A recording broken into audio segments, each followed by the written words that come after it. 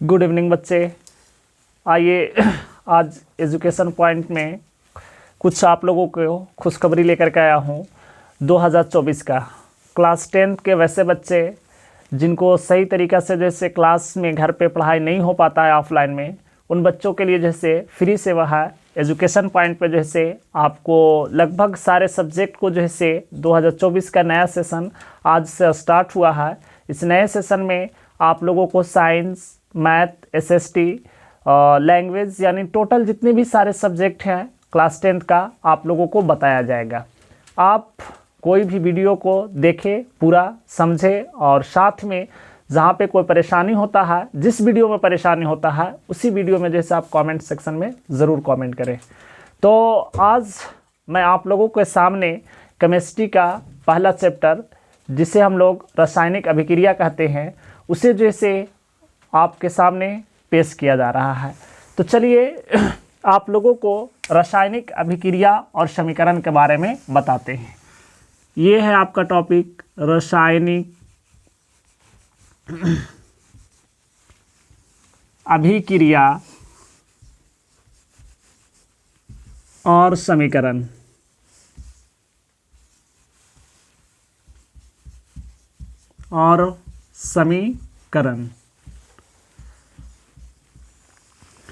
तो केमिस्ट्री चालू करने से पहले सबसे पहले हम लोग जानते हैं पदार्थ, कि आखिर पदार्थ है क्या, है ना। तो पदार्थ जो स्थान घेरता हो, जिसमें आयतन हो, अवरोध उत्पन्न करता हो, उसी चीज़ को हम लोग पदार्थ कहते हैं। फिर से सुनेंगे, जिसमें आयतन हो, स्थान घेरता हो और अवरोध उत्पन्न करता हो, उसे हम लोग क्या कहते हैं, पदार्थ। यहाँ पे आप लोगों के ये इस चीज़ की ज़्यादा ज़रूरत है नहीं, लेकिन जब केमिस्ट्री स्टार्ट किए हैं तो थोड़ा सा जान लेते हैं। तो पदार्थ के आपको दो प्रकार होते हैं बाबू। एक आपका होता है शुद्ध पदार्थ और दूसरा होता है आपका अशुद्ध पदार्थ। देखिएगा यहाँ पे दो टाइप्स बताए गए हैं, शुद्ध पदार्थ, अगला है आपका अशुद्ध पदार्थ। अशुद्ध पदार्थ। तो सबसे पहले हम लोग जानते हैं कि शुद्ध पदार्थ है क्या। तो शुद्ध पदार्थ वैसा पदार्थ जो एक ही प्रकार के अणु या परमाणुओं से मिलकर के बना हुआ होता हो, उसे हम लोग शुद्ध पदार्थ कहते हैं।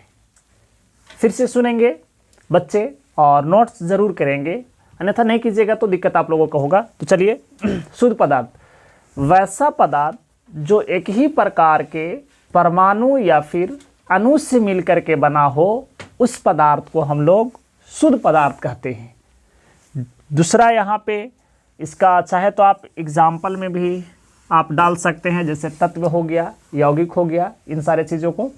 अशुद्ध पदार्थ जो भिन्न भिन्न अणुओं से मिलकर के बने हो या फिर परमाणुओं से मिलकर के बने हो, वैसे पदार्थ को हम लोग अशुद्ध पदार्थ कहते हैं। क्या अशुद्ध पदार्थ क्या है? वैसे पदार्थ जो भिन्न भिन्न परमाणुओं या अणुओं से मिलकर के बना हो, उसे हम लोग अशुद्ध पदार्थ कहते हैं। अब देखिए, शुद्ध पदार्थ के आपके दो प्रकार होते हैं। कौन कौन होते हैं? तो पहला आपका होता है तत्व और दूसरा होता है आपका यौगिक।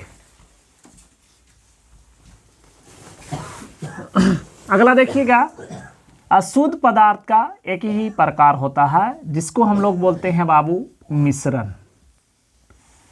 ये आपका है। तो शुद्ध पदार्थ के दो प्रकार कौन कौन है? तत्व और दूसरा है आपका यौगिक। अब जानेंगे यहाँ पे कि शुद्ध पदार्थ के दो प्रकार, एक आपका तत्व, दूसरा यौगिक। तो हम लोग जानेंगे कि तत्व है क्या। तत्व वैसा पदार्थ जो एक ही प्रकार के परमाणु से मिलकर के बना हो, उसे हम लोग तत्व कहते हैं। क्या बोलिएगा? जो एक ही प्रकार के परमाणुओं से मिलकर के बना हो, उसे हम लोग तत्व कहते हैं। जैसे आपका H2 हाइड्रोजन, उसके बाद में O2 ऑक्सीजन, नाइट्रोजन N2 आदि, ये सभी जो है से आपको क्या कहलाएंगे, तत्व कहलाएंगे। अगला, आप यौगिक किसे कहते हैं, तो इसको आप बोल सकते हैं एक या एक से अधिक परमाणुओं से मिल करके, या फिर एक या एक से अधिक निश्चित अनुपात में जो परमाणु मिलते हैं उसे हम लोग यौगिक कहते हैं। क्या बोलिएगा, एक या एक से अधिक परमाणु जो निश्चित अनुपात में मिलाया जाता है उसे हम लोग क्या कहेंगे, यौगिक कहेंगे। जैसे एक हो तो आपका H2 ये आपका अणु हो गया, एक और मिला देंगे अगला परमाणु O, तो ये क्या बन गया आपका जल, तो ये आपका क्या कहलाएगा बाबू, यौगिक।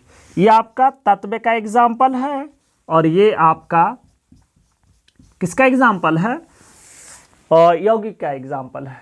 उसके बाद में आप अगला देखेंगे CaCO3, इसमें भी आप आदि कर सकते हैं। ये सारे जैसे यौगिक के एग्जाम्पल है। तो चलिए